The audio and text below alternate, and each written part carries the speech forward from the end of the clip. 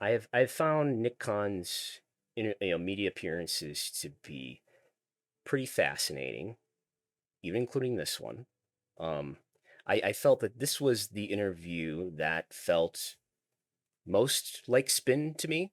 Um, I will tell you that I've spoken to some people including people who invest in WWE, who loved this interview, thought he came off brilliantly. His answers were fantastic and smooth. Um, I was exasperated by this interview when I first heard it, and I DM'd you, Jesse, and you had to explain to me how WWE really works and calm me down. Um, I, I I feel like obviously he's talented at his job. The skills that he has that made him, apparently an excellent sports agent are apparent here. Just in the way that he's speaking, even to the interviewer, where he's like, "You're a big Dodgers fan, right? Lakers fan."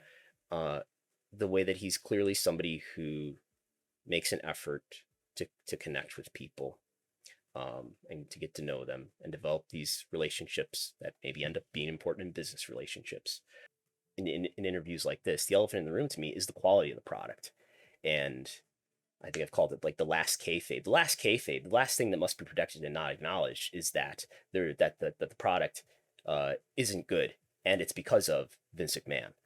Nobody can say that for obvious reasons, uh, and that was more present than ever to me in this interview. I guess I think one of the things I said to you is I still don't know who Nick Khan is. Like in the privacy of his own mind, if we gave him truth serum, what does he really think of this product? Is he one of these people who just thinks it's awesome genuinely, or is he like, this is my job, and I'm just going to do a really great job at monetizing this further, and I know I can't really do anything to make Vince do something differently, so we're just going to, accept this is the way it is and this is what I'm going to do.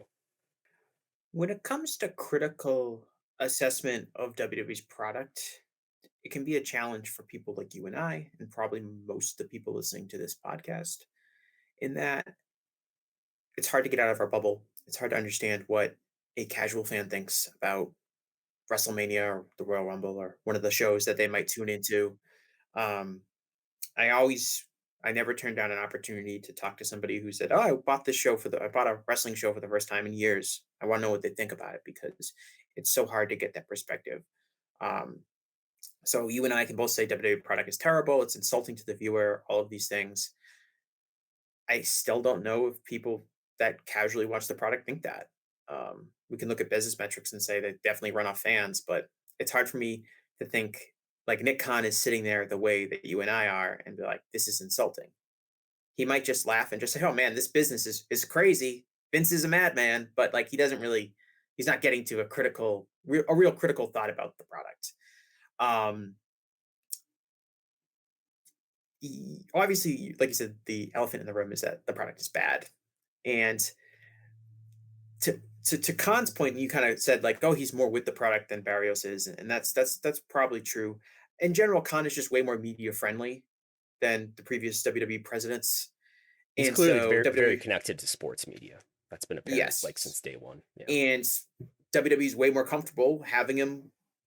Vince is probably way more comfortable having him go out there and say the right things. As you said, when you talked to somebody in WWE, they were oh, Nick did a great job in this interview. He's so great. Um, because he's so media friendly. And in a lot of ways, I think that warps people's perspective on who is actually running this company. And it's not Nick Khan, it's Vince McMahon. And so, in a lot of ways, Nick Khan has been credited to WWE's successes, and he's been credited to some failures that WWE has had in the eyes of fans, right? Nick Khan cut all those talents. Nick Khan, destroyed NXT. Nick Khan didn't do any of that. Vince did. Vince is in charge. Ultimately, he gets credit and blame. Mhm. And so when people ask him questions about the quality of the product or creative aspects of the product, it's just a waste of time because that's not his department. That's Vince's job. And Nick's not going to say anything bad about Vince. So he's Mhm. just going to kind of blandly say, like, "Oh, yeah, things are going great. We're doing this and we're doing that." But you're not going to get anything really out of it. And I think a lot of people struggle kind of with separating like what Nick Khan's role is in the company, which is to make deals with big corporate entities and to negotiate with Fox and to negotiate with NBCU and Peacock and advertisers and these kind of things. And he's not the person who's looking at the raw script and saying, "This is crap. We got to change this." Mhm. Um, I guess what you're kind of alluding to, Brandon, is that potentially Nakan could be part of something that leads to a transition away from Vince McMahon's role as the head of creative in the company, perhaps before Vince McMahon like dies, which is how most people assume Vince will stop being the creative head of WWE's company. And that Nick is a savvy enough guy, and perhaps he's charming enough to convince whether it's Vince's immediate family, whether it's other stockholders or anything like that, that this thing could take off even more if we got maybe a little bit more appropriate creative control. But Because that's a much if bigger I question. was if I was a W investor, which I'm not, and I have never been, this company's not realizing its full value. Yes, it's breaking financial records. Broke its financial records last year, won't break its financial records again this year and probably the year after that. But this company is valued at, first of all, it's valued at about 12 times its forward-looking OIBDA, which is a lower multiple than other peer companies are. This is something I tweeted about a few days ago.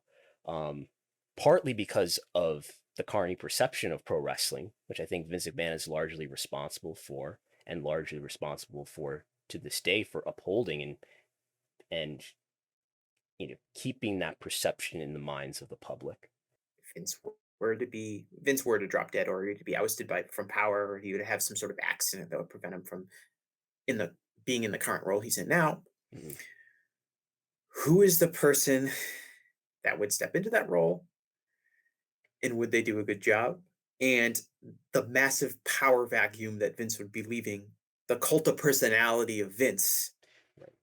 what would they I think that like personally, I think the company would be incredibly chaotic post Vince. It would be like a country where the dictator dies.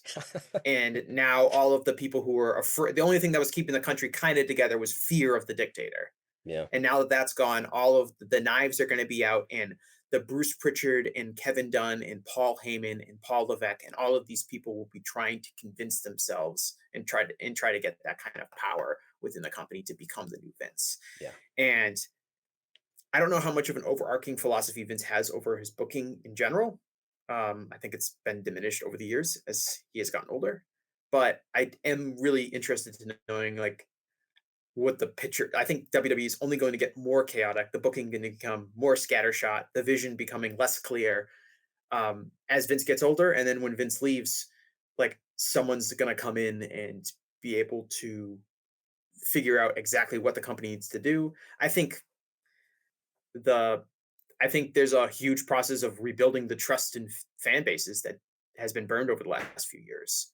Yeah. I think that's going to take a lot of time to build up. I know as a fan that's been kind of turned off over the last several years, it's going to take a long time for me to really trust that WWE is going to be booking an entertaining product and it's worth my time to emotionally invest in any of their characters because Yeah. it's not in its current state.